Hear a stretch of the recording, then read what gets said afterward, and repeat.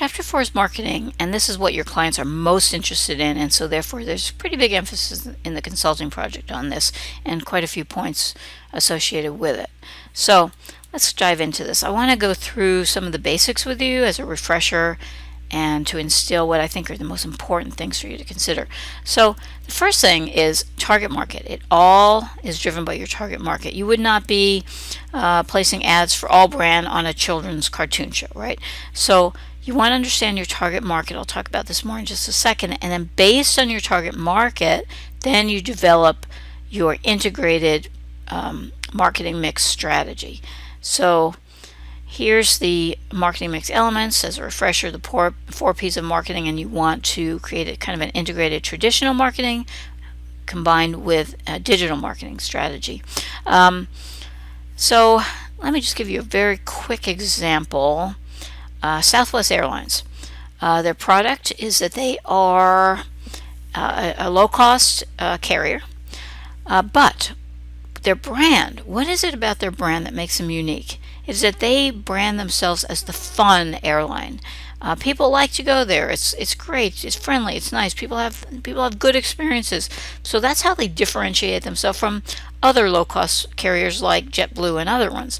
And they have to be consistent in their branding because brands mean a lot to people. When you think about JetBlue, what do you think about? When you think about Delta, what do you think about? When you think about Southwest, what do you think about? So you're always using your differential advantage and integrating that into your promotional strategy. So if Southwest Airlines, for example, establishes a new route, let's just pretend that they're going a new route from Portland, Maine to Austin, Texas.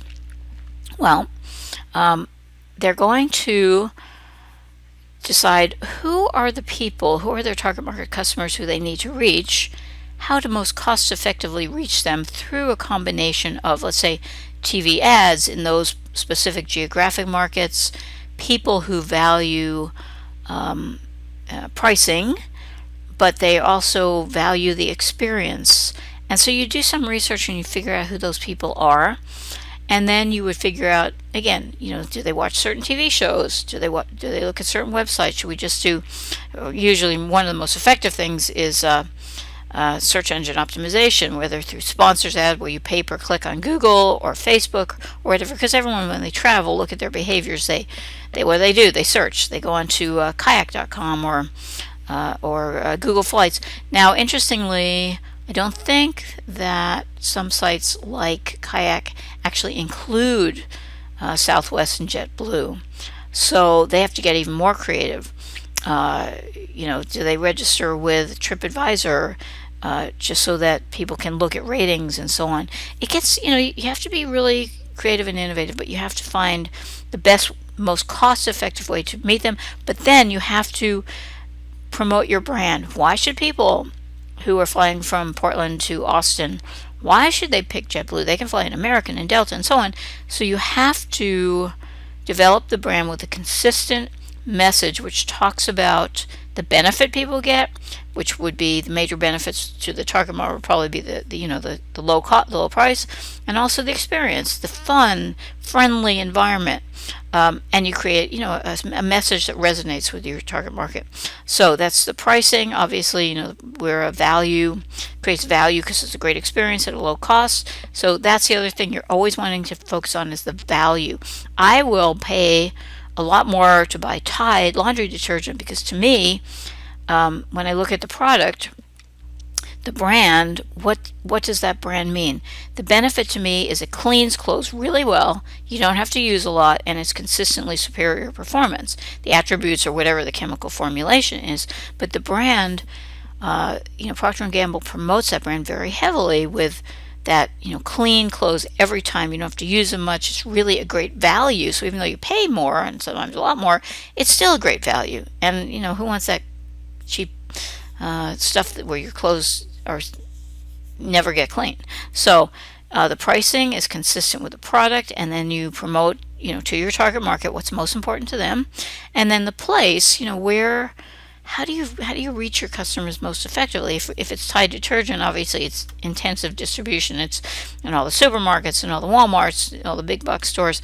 If it is, let's say, Southwest Airlines, is it through innovative channels like, again, maybe somehow they can place ads on TripAdvisor, or maybe they're integrating with travel agencies. With a service, the promotion and the distribution get a little bit murky.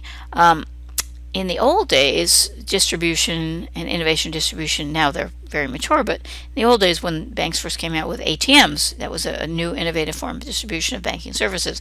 Now, of course, it's online banking, so that's a digital strategy. If you look at, I'm trying to think of another innovative strategy. Drawing a blank. Okay. Anyway, the point is that it's all driven by your target market customer, and you want to be as innovative as possible, and all of these different things should reinforce each other. So if we looked at, let's say, if one of the teams is working on the alpaca farm, you do some research, and by the way, please do not hesitate to contact our business librarian, Grace Liu. Her real, I think it's yanlu1 at maine.edu, but if you go onto the Fogler site, she's there too. She's great at helping you find. But the first thing you want to do is find which target market segment should we focus on, because we can only do one. Which one is large and growing and doesn't have a lot of competition? Is it the B2C? So highly sought by knitters, crocheters, and high-end fashion designers, long commanded premium prices. So B2C, is it the crafters? Or B2B, is it the high-end niche boutiques that are across the country, across the world, whatever? And you do some research and figure out and justify, well, we think that our clients should focus on this market segment because, okay? So then, once we do that, let's go into, let's assume that we're going to go after the knitters, the crafters, because it's a growing market. They love this stuff. We're just making, but you will have data behind it. So the product. You have to, for your client, define what is our differential advantage. What makes our alpaca products better than all the others? Because there's tons of them around. If you do searches on websites, there's got to be something. Is it the style? Is it the way that we make the products? Is it the unique colors, patterns, whatever? What is it that's really important to your target market customer? And then create a message that develops the brand. That's what you're wanting to do. You're wanting to clearly define your differential advantage and develop the brand and have a message, almost like a slogan, that will clearly articulate to your target market customer what makes you better and why they should be loyal to you and not everybody else, okay? So that's the product and the attributes. Maybe there's something about your wool, like we talked about. There's got to be something. The product, the pricing, we know it's premium, but how can you create value? Why? Let's say somebody pays $100 for an alpaca wool sweater that you sell, and it's just gorgeous. It's got these unique patterns, cable knits, I don't know, all this stuff. Well, what's the value to your target market customer? What is it they value? Is it an heirloom piece? Is it an extraordinarily wonderful gift for somebody? But paying $100, you want to show them that $100 is a great value for the sweater because it is a unique piece of art. It will last them forever. So the pricing, you have to create value in your target market customer's mind. So product pricing, I'll get to this promotion in a second, but the distribution, where are you going to distribute it? Obviously, you've got your website. You can be on Etsy. You can have an Amazon affiliate. So combination traditional and digital strategies. Maybe you go to some craft fairs. Maybe you do go to boutiques and try to distribute your products in there, okay? And then finally, promotion. There's a promotional mix: advertising, sales promotion, personal selling, and publicity. And so in advertising, maybe do some benchmarking and see what other high-end Peruvian alpaca product sellers are doing. Again, for promotion, if you're an Amazon affiliate, when they search, it's essentially there. You can actually do affiliate advertising on complimentary websites. Obviously, you definitely want to do some search engine positioning. You want to do some social media marketing. You might want to pay per click on on Facebook or Google or whatever. But you have to think about who are these people? How do we most cost effectively reach them? And then come up with an innovative, cost effective strategy. Print, other things, whatever. You have to think about craft shows. Sales promotions. How do you reach the people? Is it discounts? How do you get people interested? Do you have possibly when you're going to trade shows have a sale? For B2C, sales promotion tends to be things like coupons and discounts and so on. In the B2B market, you be going to trade shows and so on. Personal selling, one of the big things we talked about are chatbots. I don't know how expensive this would be on a website, and you'd have to have people to actually, be available. But is it possible you can have a chat box, so if somebody goes to your website and they want to know about it, there's somebody there? Or maybe do the old-fashioned way, have a phone number and say, call us if you have questions. We'd love to talk to you. Think about when you go into Best Buy. Personal selling is huge. You have no idea. There's a million computers there.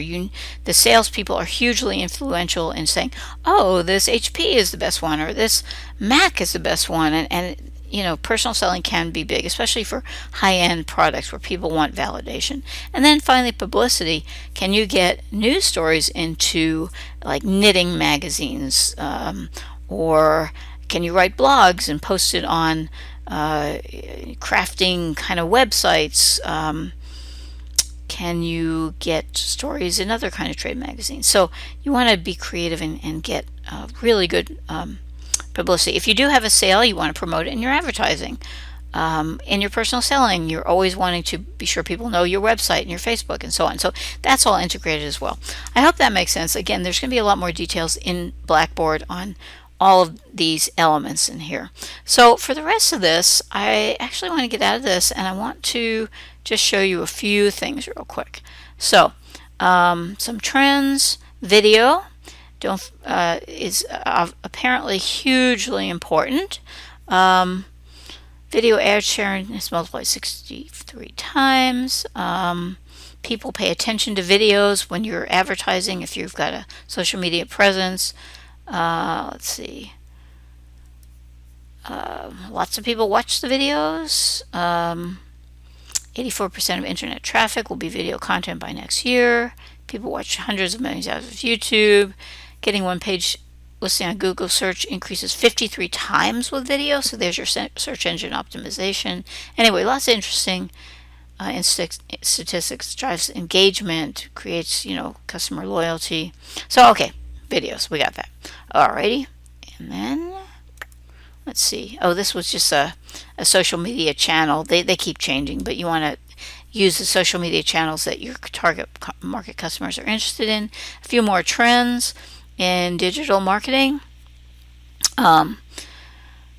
This, I'm not sure that we can do that for our small business clients. This is more like high-end, big, deep pocket kind of companies. But data-driven, if you can embed the free Google Analytics in your website and you can kind of get a sense of what people are looking at or not looking at, then you can improve your website, and that will help.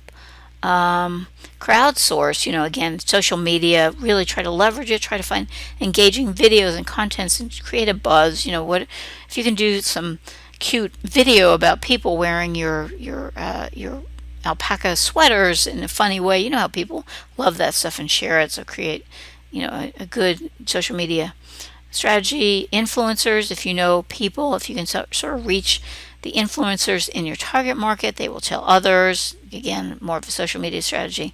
And then, again, for our clients, this is hard, doing international business, but something to think about. Alrighty, moving along here. Okay, the other thing about web strategies, you have a web presence, your client's got a web presence, but if you're going to LOB and you trust them, if you're going to some unknown one, how do you know they're legitimate? How do you know they're not just scammers? So this is just an interesting article that talks about how can you create a trustworthy e-commerce website for marketing purposes.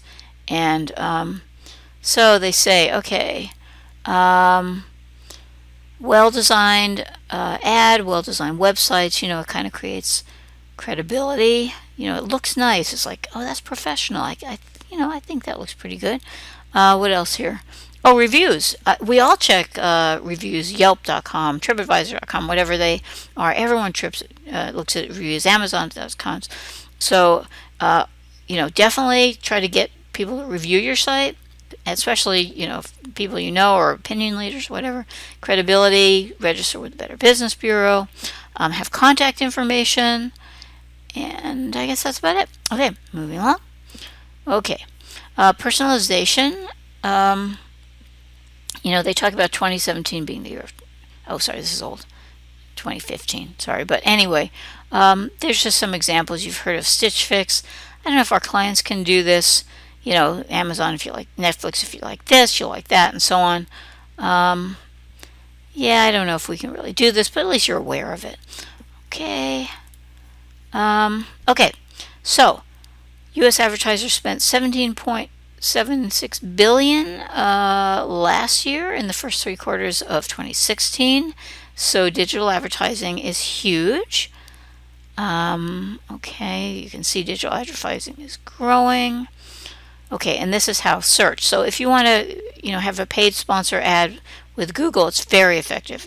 I've heard pretty much everybody say it's worth your money, and you can limit it to as much as you can afford. Video, we said, is growing. Let's see. All right, that's that. Okay, so don't forget mobile. We've talked about social media. Don't forget mobile. Apparently, 70% of mobile searches result in action within an hour. So make sure you've got good mobile presence, good mobile social media. If you can have an app, and let's say if you were the alpaca and you had your products in niche markets, if maybe you were able to use location-based services, then it's probably a stretch there, but people are searching for alpaca wool products. If you've got a good mobile presence and a good Google search results, it will draw you to them. Anyway, okay, so this goes on and on, but you get the point. Okay, let's see, social CRM. I think we talked about having a CRM to keep track of your customers, to understand their needs and wants, and to reach them more effectively. And then most CRM these days also pull data. They mine the social media channels and pull data about what people are saying about you, so you can understand and connect with them more effectively. We talked about affiliate marketing. That can be hugely impactful if you, let's say, if you get onto eBay or you get onto Amazon here. These websites, these are all Amazon affiliates. Basically, they're just talking about the differential advantage of the product, and then they go on to say that they're an Amazon affiliate, and all 3 of these, the long boards, whatever they are, I guess they're like skateboards, they're also Amazon affiliates. Look, what makes this great? Reviews, a plugin. I don't know what they're doing there. Buyer's guide. So anyway, just some examples here. Okay. Okay. Here's eBay. eBay. People still use eBay. It's got huge brand awareness as well as Amazon. From what I've heard, it's easier to get an affiliate with eBay, and you can say they do everything here. So I'm sure that your client could get on there. All right. Let's see. Search engine optimization. Again, as I just said, that is huge. Now this one are just some statistics. SEO, Google's decreased the organic blue links. So let's see here. Okay, businesses have the strong keyword and the business name helps your SEO. High quality content and link building. Okay, I've heard that quality content is hugely important, but not longer. So keep your content short and impactful. Okay, anything else here? Okay, yeah, like we just said, SEO is hugely important. All right, and then the last one here is just, oops, sorry about that. You can look at this, but some more statistics in search engine optimization. So, voice apparently is a trend. Content, as we said. Yeah. Okay, anyway, that's about it, and I will see you in the discussion forums. Thank you.